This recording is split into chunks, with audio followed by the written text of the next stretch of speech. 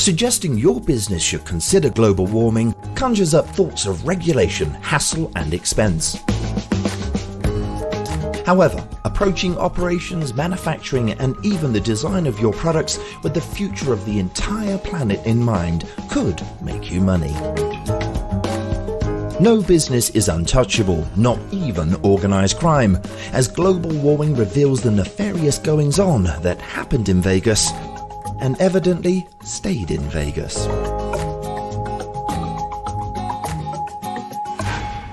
Hi Heidi and hi Brent. Hello. Hello again. Do you think bookies are taking bets on whether or not Jimmy Hoffa's going to appear in Vegas at some stage? I think it's even money at this point. There is horror at the fact that the reservoir outside Las Vegas is drying up because it's a major source of water for the West. But it's also hilarious how many unnamed mob victims are showing up in containers. It's like a reality television show. It's like everything's being... I'm sure there's camera crews there following this. It seems like every week someone else just pops up. Yeah. Here we go. Every time they see a steel barrel with the lid on it, they're like, oh. So we don't really want to open that, do we? Yeah. We don't really want to open that. But we have to open it. And you've got to imagine that there are old mobsters someplace turning and looking at each other going, did we sink that body deep enough? Maybe not. We thought Lake Mead was deeper than that. Oops. Yeah, we threw it in the middle. For us to watch real time all of these theoretical ideas of what climate change will bring to be realized, you never thought that the mob was going to go, hey, Greenpeace, you've got a point. It's all those concrete boots. We know how bad concrete is for the environment. Yeah. That's the problem. You should have thought more environmentally about how you were getting rid of your bodies. Yeah.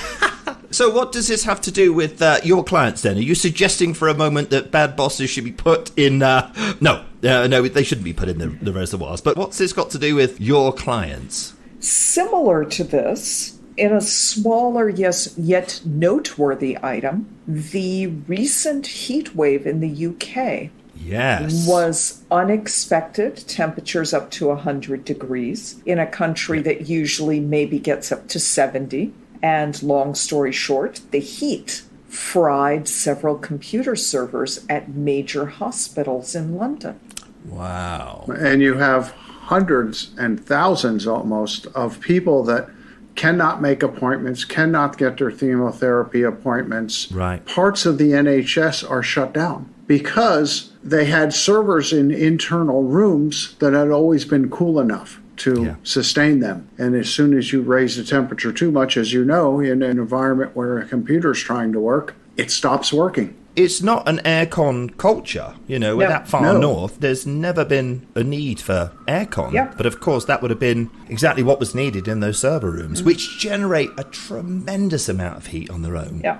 One of the tools we use, and we use it sometimes when planning organization design, but it's also very useful for strategic planning, is called a pestle analysis. And a pestle analysis looks at your work not just from the how much money do you want to make, how much do you want to sell. It's a set of lenses that we find incredibly useful. You look at politics, social, economic, technology, and environmental to really say what is coming at our organization from all directions. Do you find when you talk to companies about the effects of climate change on their business, is everyone looking at science, or are they sort of caught up in the politics? Because over here in the States, of course, there's one party that says climate change, no big deal. One says, yeah, absolutely big deal, let's address it.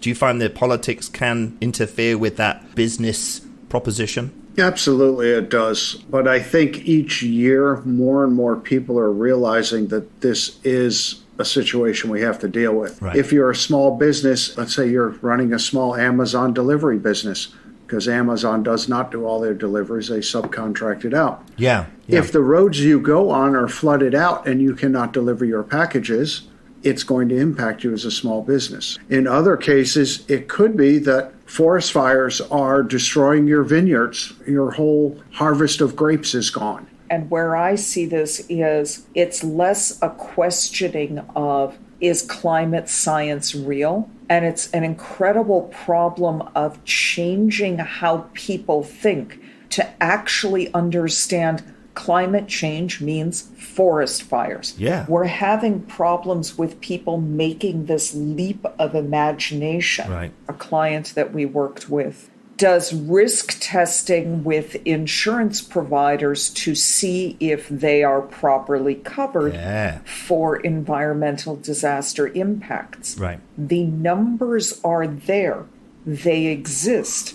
But people haven't made the cognitive leap to, we have climate change and it costs my company money. Yeah. You know that the insurance industry, you know that the health industry, you know that the defense industry have no problems accepting climate change and incorporating that in the nation's security, the nation's health, and how much we get charged. They certainly are addressing it. Yeah. What you're saying is on every level, regardless of the size of your company, this is something we should all be considering. It's really fascinating because it's this leap of imagination. We haven't figured out that the future is here.